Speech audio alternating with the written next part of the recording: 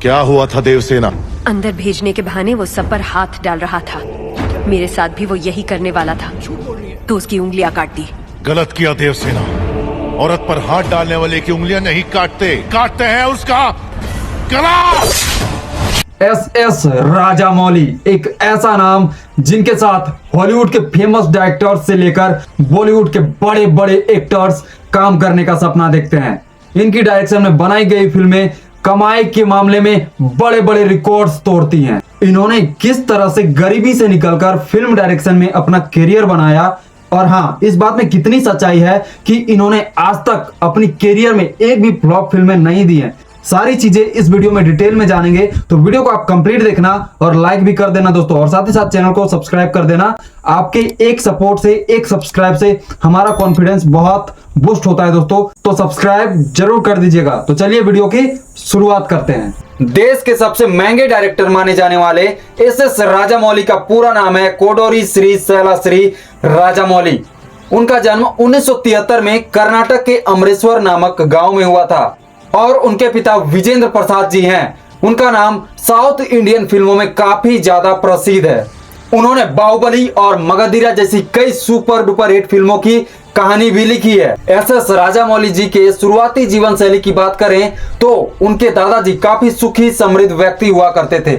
उनके पास 360 एकड़ की जमीन थी, लेकिन उनके पिता और चाचा को फिल्म निर्माण का जुनून सा सवार था। उन्होंने अपनी सारी जमीनें बेच दी और फिल्म निर्माण में अपना सारा का सारा पैसा लगा दिया, लेकिन बदनसीबी से उनका एक भी फिल्म सिनेमा घरों पे नहीं चल पाया, और कई सारी फिल्में तो उनकी पूरी कंप्लीट बन ही नहीं पाई, जिस वजह से उनका पूरा परिवार सड़क पर आ गया था। इस फेलियर के बाद राजामौली का पूरा परिवार आर्थिक संकट में फंस गया था, जिसके परिणाम स्वरूप उन्हें एक 2 कमरे वाले अपार्टमेंट में शिफ्ट होने के लिए मजबूर तक होना पड़ा।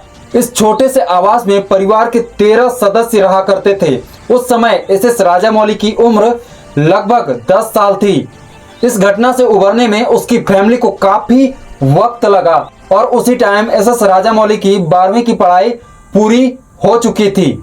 सबसे अद्भुत बात तो ये थी कि उन्हें 20 वर्षों तक पता ही नहीं था कि उन्हें अपने आने वाले करियर के लिए क्या करना है, क्या नहीं करना है। और यही लापरवाही की वजह से उनके पिता उनसे काफी नाराज रहा करते थे, और उन्हें कई बार डांट भी दिया करते थे। और यही नहीं, जब उनके रिश्तेदार उनके घर आते थे तो यही सवाल करते थे, बेटा आगे क्या करना है। और ये सवाल ना तो उनके घर वालों को समझ में आती थी और ना ही राजामौली को। और अंत में इरिटेट होकर राजामौली जवाब दे देते थे कि मुझे अपने करियर में म्यूजिक कंपोजर बनना है। राजामौली की अपने कजन एस कीरावनी के साथ काफी अच्छी बॉन्डिंग थी। उन्होंने देखा था कि एस कीरावनी को म्यूजिक के प्रति काफी लगाव है, तो उन्हीं से प्रेरित होकर अपने घर वालों को, रिश्तेदारों को कह दिया करते थे कि मैं भी आगे आने वाले समय में म्यूजिक कंपोजर ही बनूंगा।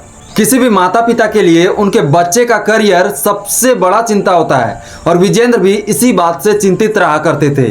उनके घर का माहौल इसीलिए खराब होने लगा क्योंकि उनको लगने लगा कि हमारा बेटा करियर के प्रति काफी लापरवाह होता जा रहा है। अपने पापा के गुस्से और डांट से बचने के लिए राजामौली ने भी काम पर जाने का सोचा, और पापा के साथ सेट पर काम के लिए जाने लगे। राजामौली अक्सर अपने पिता द्वारा लिखे गए स्क्रिप्ट को बड़े डायरेक्टर्स के सामने पेश करने का काम किया करते थे। उन्हें स्टोरी टेलिंग में काफ़ी मज़ा आता था। बचपन से ही उन्हें कहानियाँ सुनना और सुनाना काफ़ी पसंद था। जब वो 7 साल के थे तो उनकी दादी उन्हें भगवद गीता, महाभारत और रामायण का पाठ सुनाया करती थी। राजामौली को भी फिल्म देखने का बहुत शौक था। वो अपने दोस्तों को फिल्म की कहानियां मिर्च मसाला लगाकर ऐसे सुनाया करते थे जैसे कि फिल्म में घटी घटनाएं सारी चीजें राजामौली के आंखों के सामने ही घटी हो।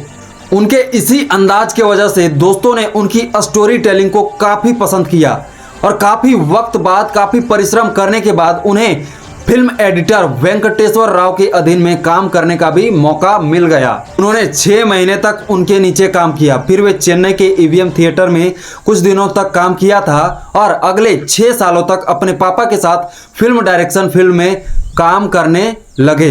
राजामौली अपने पापा द्वारा लिखी गई स्क्रिप्ट को सुनाने का काम किया करते थे, लेकिन उन्हें हमेशा निराशा ही हाथ लगती थी। फिल्म डायरेक्टर्स उनकी कहानी को अपने हिसाब से तोड़ मरोड़ कर बना देते थे, जो उन्हें बिल्कुल भी पसंद नहीं आता था। राजा मौली को इस निराशा ने राइटिंग का काम छोड़कर फिल्म डायरेक्ट करने के लिए मजबूर किया। यह काम उनके लिए आसान नहीं था, खासकर वैसे व्यक्ति के लिए जो पहली बार फिल्म इंडस्ट्री में कदम रखा हो। राजा मौली ने चेन्नई से हैदराबाद शिफ्ट होकर फिल्म डायरेक्टिंग के क्षेत्र में कदम रखा। उन्होंने अपने रिलेटिव गुन्नम गंगाराजू से फिल्म मेकिंग की शिक्षा ली और उन्होंने पहली बार रविंद्र राजू के प्रोडक्शन में बनी तेलुगु टीवी सीरियल शांति निवासम को वारामुलापदी के साथ मिलकर डायरेक्ट किया था। ये समय उनके लिए काफी कठिन था। वो ना तो अपने परिवार को टाइम दे पाते थे, ना ही अपने सेहत का ख्याल रख पाते थे। तब इन सब के लिए उनके पास टाइम ही नहीं मिलता था।